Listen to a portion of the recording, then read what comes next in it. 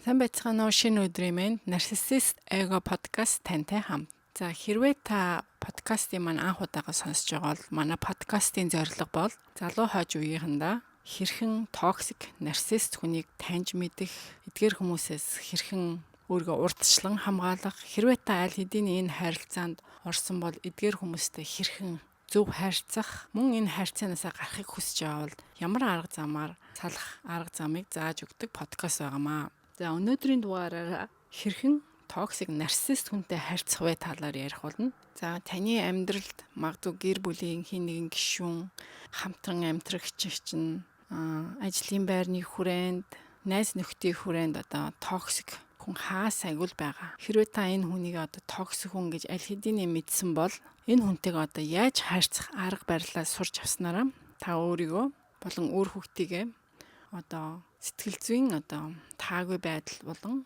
эмгэгээс өөрийгөө урдсан сэргийлж хамгаалах болно. Ингээд одоо та бүхэндээ 5 зөвлөгөө өгье.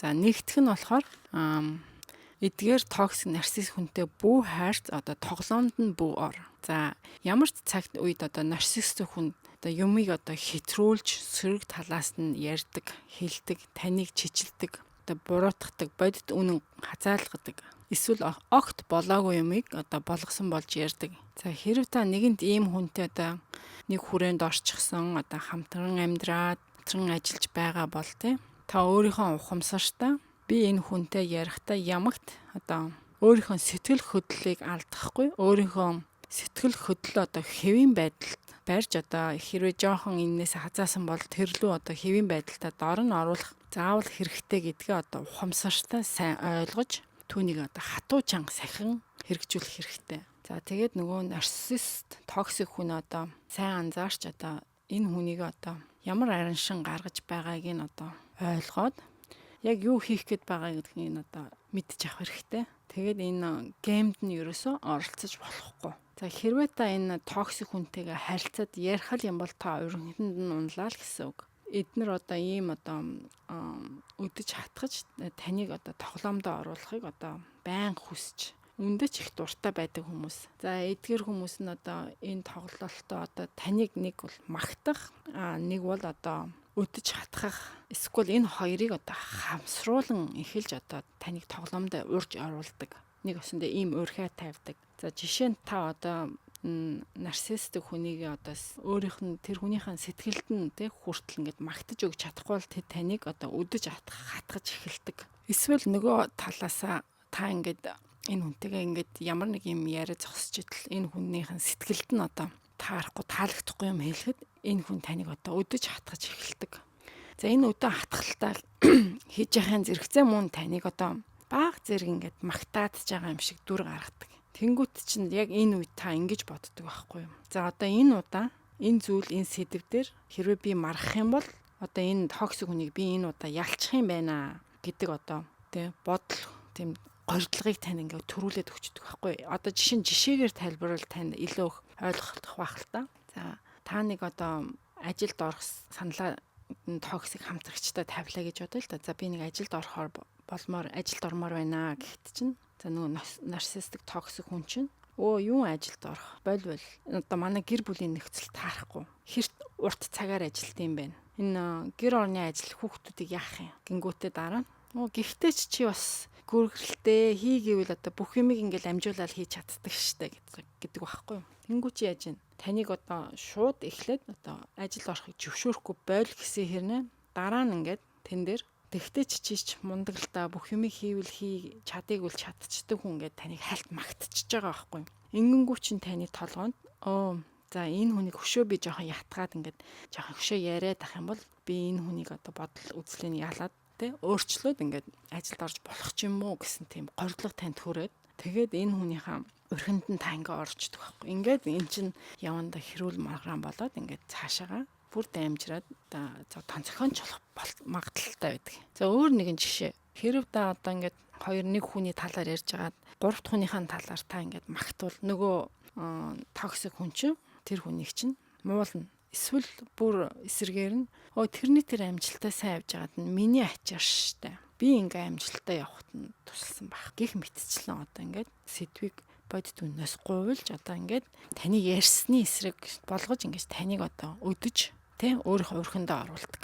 За энэ ингэж одоо таныг өөрхөндөө оруулж цаашд хэрэлдэж маргалцсанараа энэ хүн энэсээ өөрөө сэтгэл зүйн хангамж авдаг.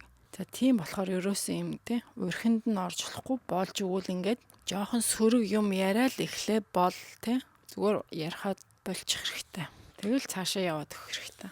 За хоёр дахь нь болохоор ямар ч одоо хариу үйлдэл битгий хий гэж байгаа. За дуугүй байх нь одоо хамгийн оновчтой арга. Энэ нь одоо таны одоо токсик үнийг ялах нэгэн арга. За нарциссистик токсик үн одоо үргэлж таныг өдөж хатгаж эргээд одоо та хариу үйлдэл хийхийг үг хэлхийг тэд одоо хүлээж байдаг. Ийм нөхцөлийн ч танд ингээ бүрдүүлж өгдөг. За та нэг ингээ өдөж хатгахаар та өдөөс нь 1 юм уу 2-6 өгүүлбэр хэлэхэд тэндээс одоо нэг үгийг нь өлгөж аваад тэрийг таны эсрэг чиглүүлэн зэвсгэн болгож ашигладаг. Тэдэнд таны юу хүсэж байгааг ойлгох тий.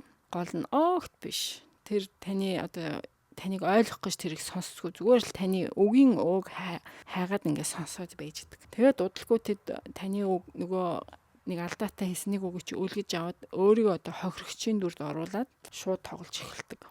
Тэгэхээр таныг буруутан болгож чи намайг доромжилсан, дайрсан, чи энэ хэрүүлээ ихсэн гэд эхэлдэг. За токсик нарциссистик хүмүүс бол бусдад өөр хүмүүст одоо юу чамаагүй муухай үг доромжилж хэлж болно. Хэрв хэн нэгэн түнд одоо нэгэн таагүй үг хэлхэл юм бол тэрийг одоо маш хүн дээр одоо буулгаж авч ирээд тэрийг нь өлгөөд ингээд цааш нь одоо өөрийгөө буруутан хохирогч болгоод таныг буруутан болгоод ингээд явдаг байна. За жишээн дээр тайлбарлахад одоо та нэг шин юм аваад өмссөн байлаа гэж бодоход юу хачин юм өмссөн? Хаанаас олсон? Үнэгүй юм уу? Чамд юусоо зохихгүй байна гэд гих мэтсэн таныг өдөж эхэлнэ. Арай нөгөө мөрөөдөж байгаад авсан нөгөө үнэтэй юм чи энэ юм биш үсттэй гэд. Тэгэд ингээд ингэж доошо таныг жиххийн дагуу одоо танаас ингээд айгүй их олон асуултууд асуугаад байгаа. Энэ нөгөө чиний мөрөөдөд байгаад авсан юм чи юм уу? Үнэгүй авсан юм уу? Хин чамд өгсөн гэх мэт чинь ингээд айгүй олон асуулт тавьж байгаа байхгүй юу? Энэ нь одоо таныг одоо нөгөө өдөж хатгсан яриандаа ингээд таныг уурж оруулж байгаа нэгэн хэлбэр ингээд асуулт тавиад тахаар доош нь хийж дараа нь асуулт тавихаар. Тэгээд та эндээ ингээд тайлбар хийгээд явахаар чинь одоо нэг үгийг нь үлгэж аваад ингээд дахиад улам том болгоод хэрүүл болгоод явдаг байна. Харин та оронд нь одоо энэ асуултанд нь тайлбар хийхин оронд одоо нэм төвийг баримтлсан одоо хариулт хийх хэрэгтэй. За энэ төвийг сагсан хариулт хийхлэхдээ одоо ийм шинж чанартай хариулт хэлнэ. За энэ нь болохоор та энэ нөгөө токсик хүнээ сонссон, хэлсэнгийн бүрэн ойлгосон гэдгээ одоо энэ хүнд мэддэх хэрэгтэй. Тийм байх ёстой. За жишээ нь одоо би чиний хэлсэн сонслоо. За чиний юу хэлсэн ойлголоо. За өөр нэг сэдвэр маргалдаж ил За би чиний юу мэдэрч байгааг ойлголоо. Би чиний сэтгэл зүй чинь ямар байгааг мэдэрч байна. Би чиний юу хүсэж байгааг чинь ойлголоо. Би чиний юу хүсэж байгааг чинь сонслоо гэх мэт ийм богинохон хэмжээний өгүүлбэр хэлнэ. За энэ өгүүлбэрүүдийг та ингээд эргээд дэлгэцэн дээр сайн харах юм бол энэ нь болохоор чиний хэлсэн юмыг би ойлголоо, сонслоо гэсэн мэдээллийг нөгөө токсик хүнд өгч байгааз. Тэгвэл их богинохон байх хэвээр яг ийм товчхон. Яагаад тэгэхээр энэ богинохон одоо төвийг сахисан энэ богинохон хариулт маань одоо наас цаашаага ингээд би нэгэ таталцсан тийм харилцан ярилцааны тийм одоо өдөөлт байхгүй байгааг та харж байгаах.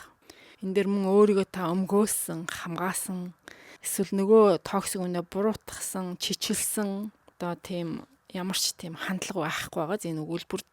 Гэтэл одоо саяны энэ хариултыг хэлхийн оронд одоо нэгэн жишээ болгоод хэлээ л та. Чи юуг одоо өөрөөнийх гойчлагч юм шиг миний өмсөн сонгосон юм голоод эсвэл чи өөрөө энэ хэрүүлийг эхлээсдээ намайг доош нь хийж. Эсвэл чиний өгсөн мөнгөнд тааруулаад авлаа штэ. Бага мөнгөндөө тааруулаад авлаа штэ гэл. Энэ мэтчлэн хариултыг өгөх юм бол эний чинь ингээд нөгөө нарциссик токсик хүн чинь үлгэж аваад ингээл чи намайг мөнгөөр би чамайг дутааж ин гэд доромжлоод байгаа юм уу гэл ингээл цаашаа аваа явах жишээ нэ тий. Чи намайг муухай аглая гэж муухай хүн гэж хэлээд байгаа юм уу? Би өстө чамаагүй бол хамаагүй гоё чи намайг өстө доош нь хэлээ гэл өөрөө тэгж хийчээд дараа нь таны энэ үгэн дээр чи ингээл тэр үгийг чинь шууд ганцхан тэр үгийг чинь сонгож аваад ингээл хэрүүл болгоо явдаг байхгүй юу? За ингийн оронд одоо эсвэл бүр товчхон үгээр бас хариулж болно. Хэрвээ таныг доош нь чихээд ингэс үед.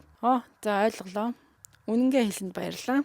Окей. Тэгэл болоо зүгээр л ингээл нийхгүй үгээр хэлчих. Тэгэхээр энэ богинохон өгүүлбэр төвийг сахисан богинохон өгүүлбэр буюу одоо нэг үгээр хариулсан хариултаас чинь энэ токсик хүн чинь ерөөсөө ингээд үг түүж аваад тань руу эргүүлээ зэвсэг болгоод ашиглах ямар ч боломжгүй байгаа байхгүй юу.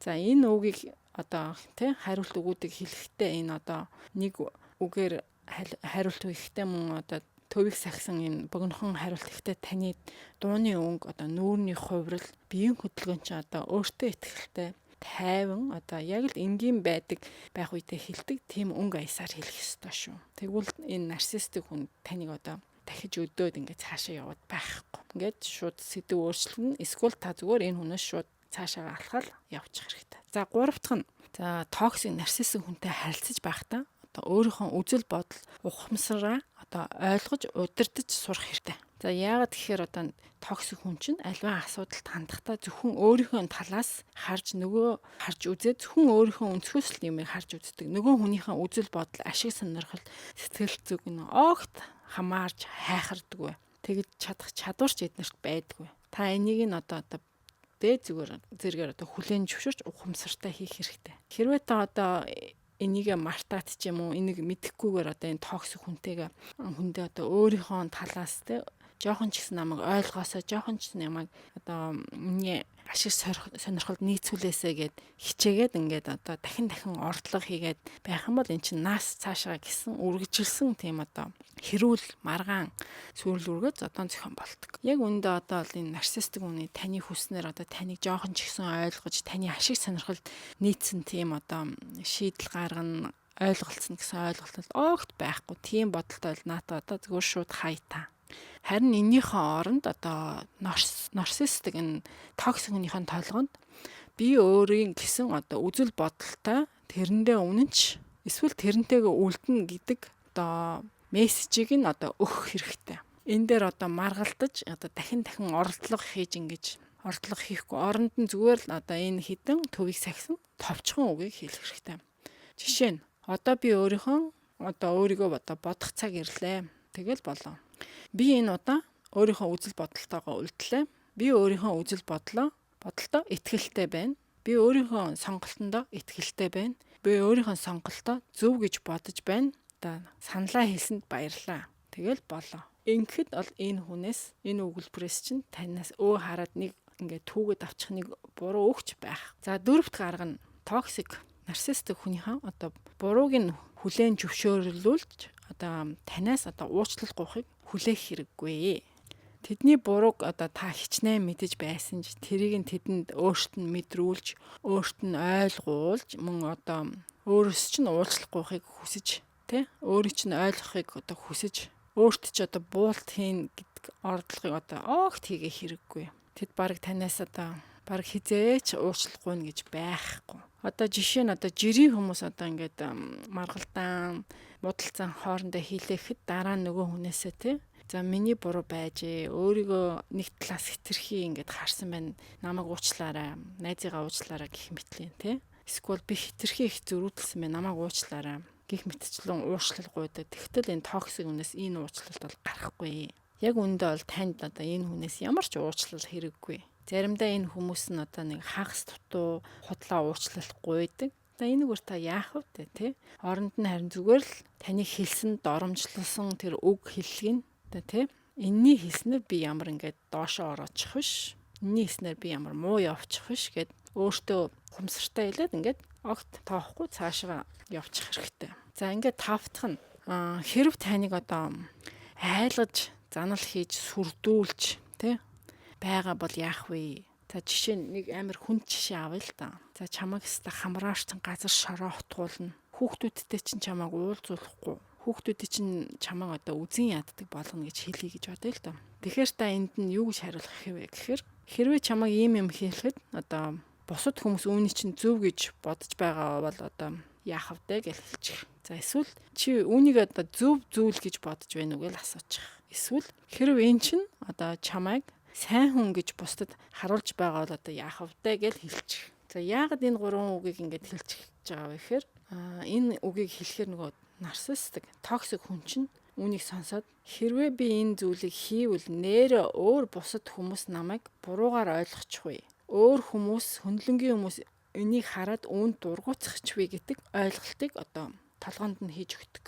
Тэр талаар бодоод эхэлдэг. Яагаад гэхээр нарциссик хүн чинь одоо бусад нийтэд, нийгэмд хамгийн одоо нэр хүндтэй, мундаг, ухаалаг хүн гэж нийтэд хүлээн зөвшөөрөгдөж явах дур сонирхолтой хүмүүс байдаг. Тэдний хувьд одоо нэр хүндээ алдах нэр нь муу нэр зүүх нь асар их айдас байдаг учраас та одоо саяны энэ 3 зөв хэллэгийг одоо хэлэхэд одоо ялангуяа таныг одоо занал хийж сүрдүүлж байгаа үед хэлэхэд энэ хүн чинь ингээд нэрээ би нэр хүндээ алдчих юм байна. Энийг эргэн тойрны хүмүүс маань хараад надад дургуулах юм байна. Хүмүүс энэ дургу байх юм байна. Гэт энээсээ болоод энэ хүн чинь нэр хүндээ алдахгүй тул ингээд хоошоогоо ухарж одоо энэ зүйлээ хийхээ болж дахиж энэ сэдвэрээ таныг сүрдүүлэн айлгаж занал хийхгүй байх нэ. За хамтдаа цагийг өнгөрөөж тухлан суусанд баярлалаа. Өөртөө олж авсан мэдээлэлээ зөвхөн өөртөө хадгалгүй бусад зовлон нэгтэй хүндээ шеэр хийгээрэй. Ингээд дараагийн дугаар хүртэл баяртай.